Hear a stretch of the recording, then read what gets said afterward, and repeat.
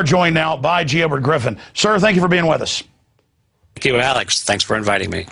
Now, you don't need any introduction, but you're the best-selling author of The Creature from Jekyll Island.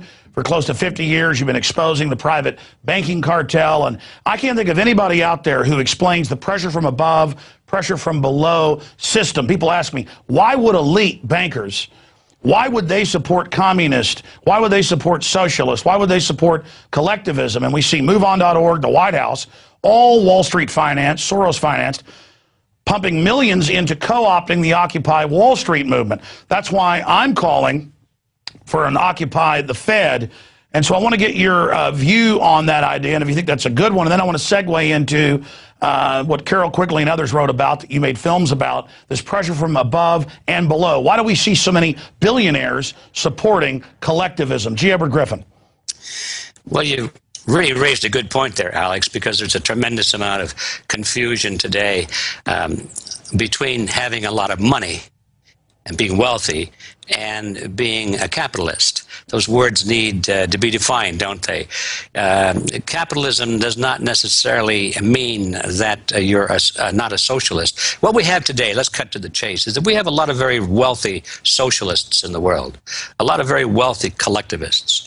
And the old definition of capitalism was more accurate than the new one. The new definition of capitalism is, or a capitalist, is anybody with a lot of money, and doesn't cover it at all. Because the wealthiest people in the world today are not free enterprise capitalists. They're monopoly capitalists. You need to make that distinction.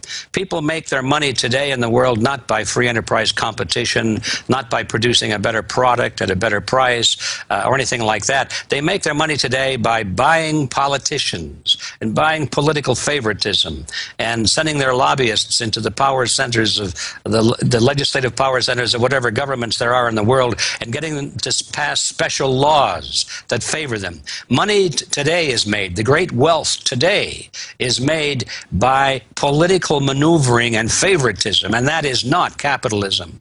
So when people go out there and they say our crisis today in the banking system proves that capitalism doesn't work, they don't understand any of this at all. They're still thinking that capitalism is the same as wealth. So you're right on target, I think, especially when you want to emphasize that we need to occupy not Wall Street. What is that? Wall Street is a physical location.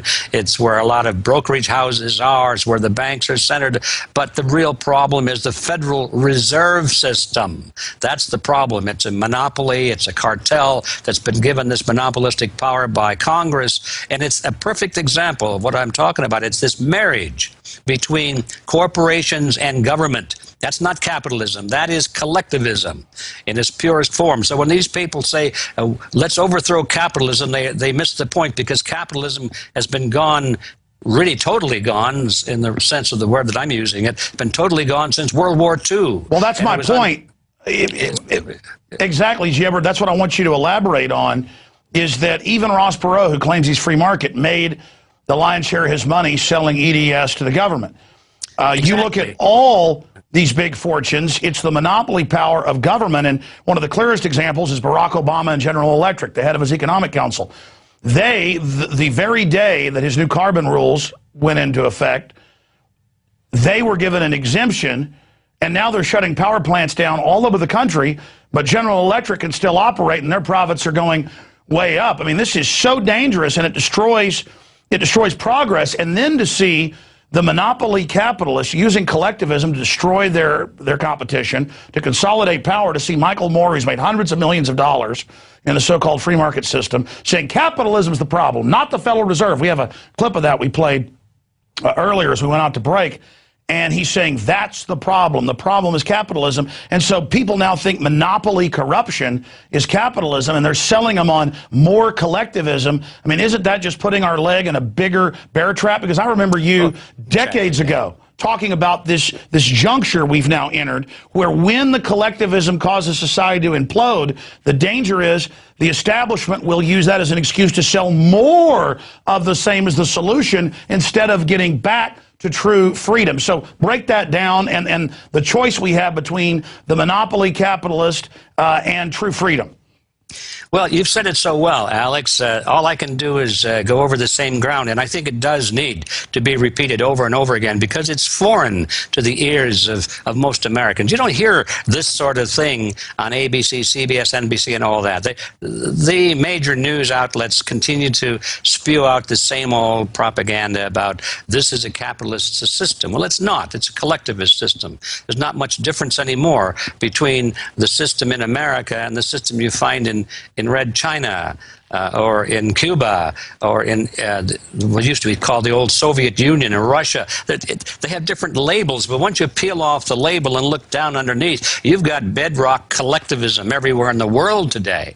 And you're quite right when you say that the advocates of collectivism who want more, and more, create a boogeyman. They say capitalism is what's causing all this problem. Let's have more government intervention. Let's have more government control. Let's have more marriage between corporate and state. Let's have these private partnership relationships with the government. You know, all these things. They're advocating, as you say, more of the same poison that's killing the patient. They're advocating that is supposed to be the medicine for him. And the only real solution is, first of all, the American people have to understand this little trick that's being played on them. And then they have to understand, well, what is the alternative? It's something that, you know, we haven't seen in America in the lifetime of any of us living today. You have to go back to the history books to find out what the solution is.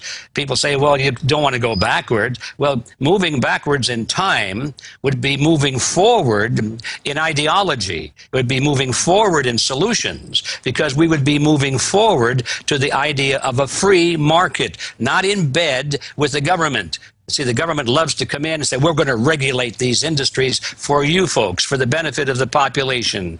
You know, but what really happens is that the regulators get into bed with the corporations that are being regulated, and then they become one and the same. And so under this umbrella of supposedly regulating industry and the banks, among other things, another industry, and supposedly controlling the society on the benefit, for the benefit of the people, they're actually just protecting the corporations under that umbrella.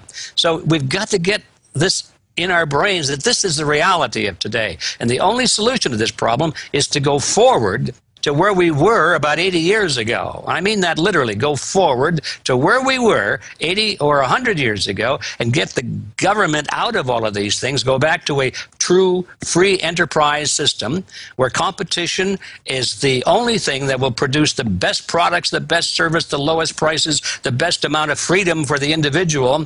And not that it's without problems, because of course it does have problems, but those problems are minuscule compared to the problems that we have today, which is a result of government control and regulation supposedly to protect the people, when in fact it's to protect the corporations. Well, very well said. Historically, here's an analogy to be added to what you were talking about going forward to the past. Collectivism, centralized gangs, cartels, letter of marque, all of that goes back thousands of years to the king rats, the strong men, the emperors, all the gladiatorial horrors that and wars that came along with it. Kill and be killed, just a terrible system. The furthest we ever went was the flower of the Renaissance. The greatest extension of it, or the Enlightenment, was 1776, 1789, the American true free market, diverse system. Wasn't perfect because we were still reaching towards more liberty. So it'd be like if I was on a trip to, say, California, and I drove to the California line and then drove back to New Mexico. It wouldn't be that Dallas was closer to California just because I turned back. I had gotten closer to California by driving to the state line, but I turned back. We want to go back to where we were, which was the furthest that we'd basically gone. I mean, that's an analogy off the top of my head, or saying we'd never been to the moon. We need to go back to actually going to the moon, which is the furthest we've gone, because we haven't tried to go forward since then. Well, I think their point is well taken, Alex. Yeah, we have to go forward, because what we've been doing for the last 80 to 100 years is moving backward in history.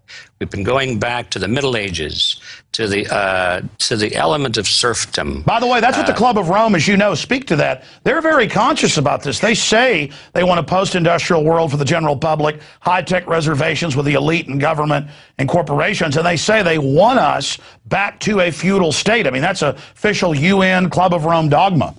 Mm-hmm. Well, they're doing very well. They're succeeding. In fact, I'd say we're probably more than halfway there already. And the trouble is, it's incremental, and you get used to it, you know. Every year, we lose a significant amount of our personal liberties, and our children coming up have never heard about much of this stuff. So with the passage of a couple of generations, the new generation in place is perfectly content to be living in a feudalist system because they don't know anything better. They think that's the way it's always been, and they're told, well, you're in America now. This is free enterprise because you're in America, right? This is capitalism, right? Wrong. That's the point, and you and I are in total agreement on that, but I'm afraid the people out there on the streets today, a lot of them don't understand that, and so they're angry, obviously angry, and they're justified in being angry, and they're saying, you know, let's occupy Wall Street. Okay, that's good. Now what? Now we've occupied Wall Street. What are we going to do? I don't know. We'll just occupy Wall Street and show them that we're mad. That's it. And somebody will say, okay, then what are we going to do? Get the government involved and take over Wall Street? Yeah, that's a good idea. That's a good idea. Let's have the government run Wall Street. And, of course, that's what they want to do anyway. Wall Street runs the government. Government runs Wall Street. It's the same thing, folks. There's no difference between those two anymore. It's a yeah, all it's going to be is more of what we've already seen. The big six mega banks will further use government to shut down their competition, just like we've seen in every other industry.